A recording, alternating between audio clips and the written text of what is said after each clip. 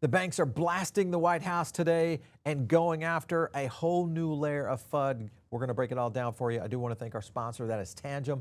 This is where you get into self-custody, and it is one of the best things you can do in crypto right now. If you're not doing it, you should take time, just stop what you're doing, go over to tangem.com right now and get your own wallet. It is one of the best ways to control your own crypto, and this is true ownership, guys. It works with your phone like a little credit card.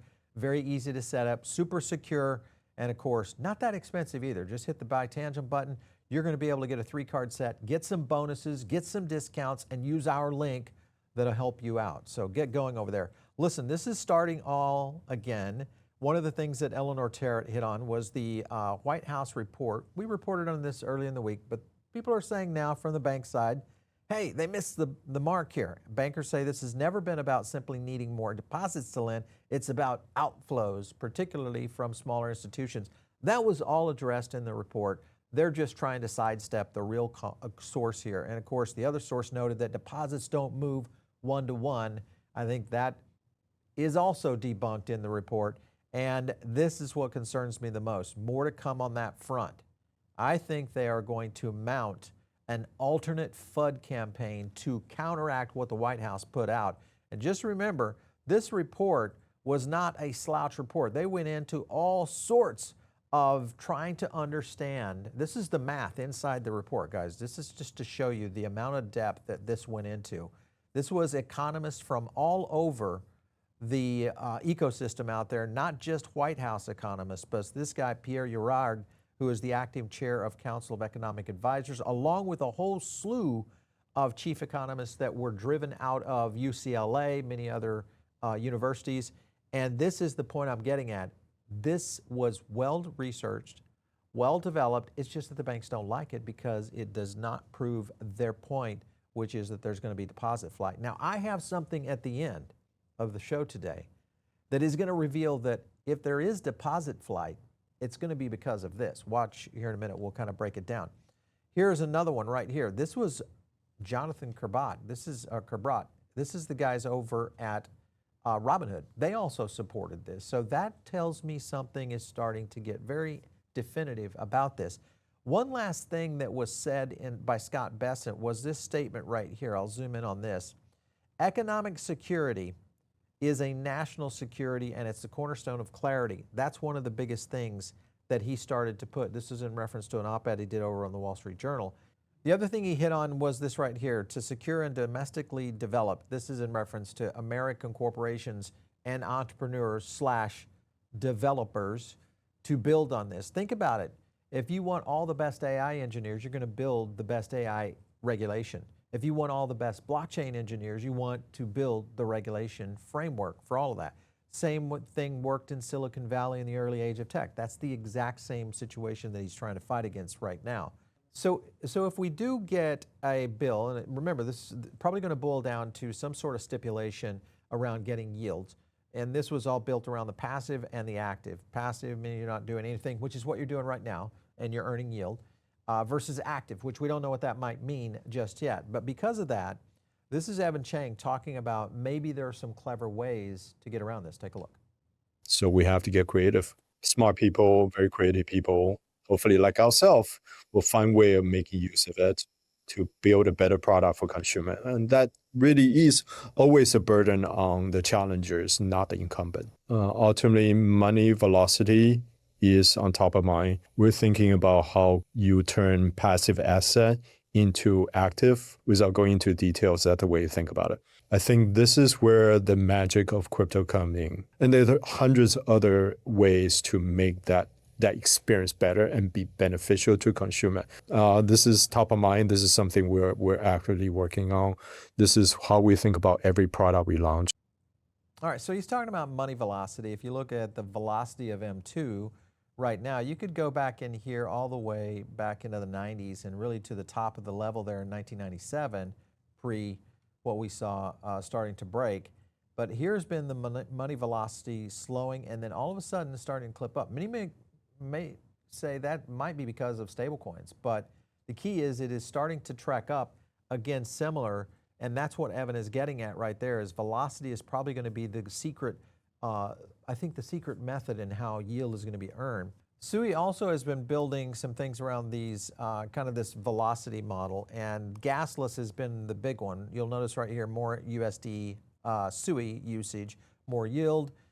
It's a loop most L1 stablecoins don't have. So that is something, and you're already seeing this at levels at Franklin Templeton, Grayscale, et cetera.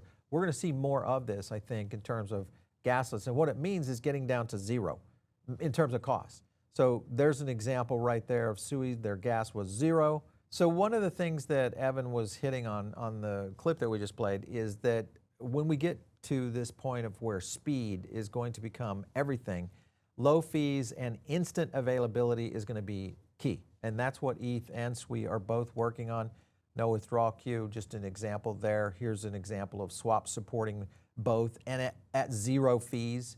Further into that, you kind of see it right here, all in one flow, zero fees on everything. And I think that's the only way that you're going to see the kind of acceleration, money, velocity that they're talking about, which does get into those creative models of how to earn yield. So as you can imagine, AI agents all being able to get to this point, which is really low cost, very fast availability. And this is the point that we're dealing with right now. Programmable capital flow, just an example there of even CEA and USDC, an example right there of how this is going to be done. The opportunity, I think, though, really starts to spread out as we start to see the money flow coming in from all sorts of new places. I want to play a clip here from ETHCC that announces the death of dApps. Listen in. One, we have 7702 and the Pectra upgrade that allow us to upgrade EOA accounts to smart accounts. And that has been brought together with 8004 and 8083 to create things like registries of AI agents, fantastic, and that are way better than what we had even 3 months ago. dApps do not work well on mobile. It's not a problem of let's make the mobile wallet slightly better. We need completely new agentic interfaces for doing this. There's a product you see here on the right, like let's swap some USDC for ETH. When you do that, it is not just a raw chat experience. It is one that gives you familiar interfaces like a swap. Anything that you can do with a dApp, you can do through a single chat interface. It completely replaces the dApp front end. An example here, you can by the way, we have a OpenClaw or an agent skill that you can use with OpenClaw or Claude. The agent is making a proactive suggestion that the USDC Aave position is approaching liquidation. Do you want to add liquidity?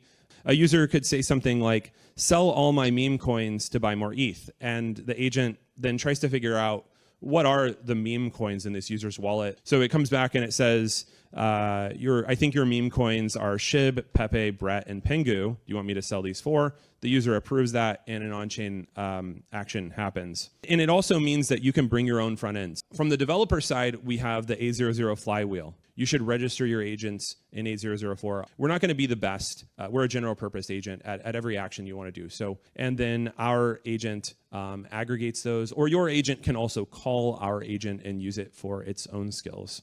So we are available today. We launched this publicly 2 days ago. All right, so think about that, because this is the creative function, and we know AI is coming down the pipe. It looks like the banks are going to try to win this out, but I think that crypto is going to outsmart them on yields. And it's all going to become a scenario where AI agents are looking for the best deals, fastest deals. All of this lays into right where Ethereum is going. And if you look at that, so where does this all play? Well, it boils down to that the banks are full of it.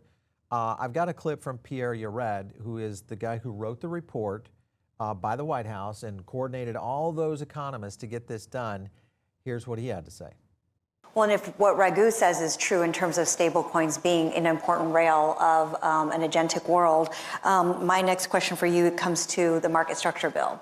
What is going on with the yield issue, and what's it going to take to unlock this? Great. There's a lot of confusion on this yield issue, and some of that confusion stems from thinking about stablecoin yield and its impact on deposits using microeconomic frameworks versus macroeconomic frameworks. And what's true in a macroeconomic framework is that deposits cannot possibly leave a system. Any deposit that gets taken out comes back in. It all flows back in. And so once you recognize that insight, then you realize that this fear of deposit flight is completely unfounded.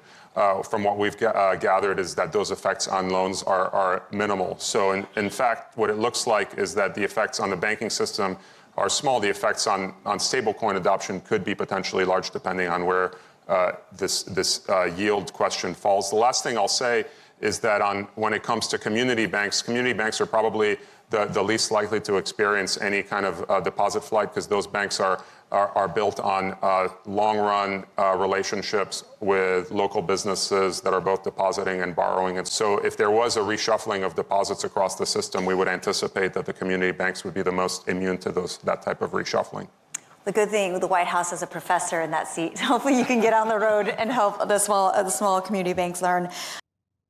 All right, so it is clear we have Egon on the case, and he's going to flash some bank FUD down, I think. Doesn't that guy look like Egon? Yeah, he does.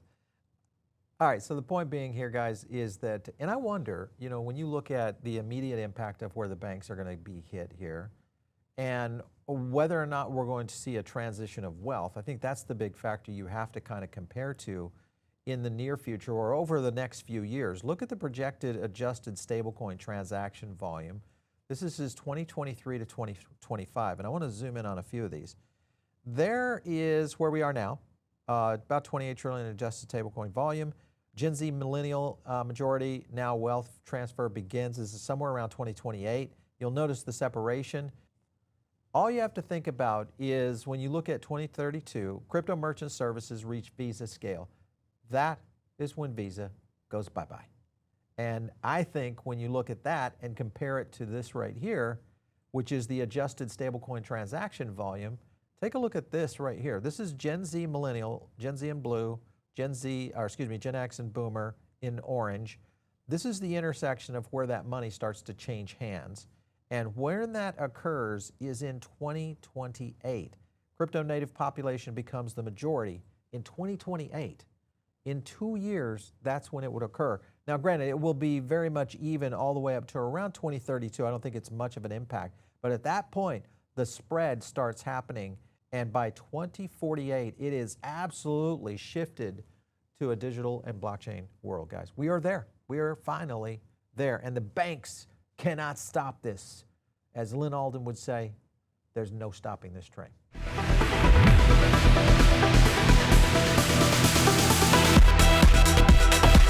If you like this video, hit like and subscribe, drop a comment down below, and also join our free private member group. The link is in the description.